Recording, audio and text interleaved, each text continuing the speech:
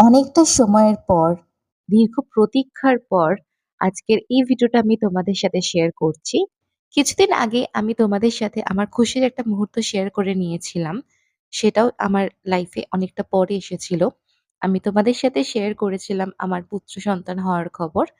রিশান্ত, আমার আর সুশান্তের একমাত্র পুত্র সন্তান। যার নামের অর্থ বাংলায় হলো যে কখনো হাল ছেড়ে দেয় না। আর ইংলিশে one who never gives up।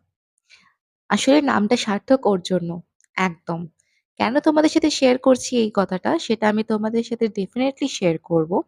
R coincidentally আমার আর সুশান্তের নাম যুক্ত করলে ছেলেদের নাম হিসাবে এই নামটা হয়। আর সার্থক কেন বললাম সেটার পেছনে অনেকটা বড় একটা আ ঘটনা রয়েছে।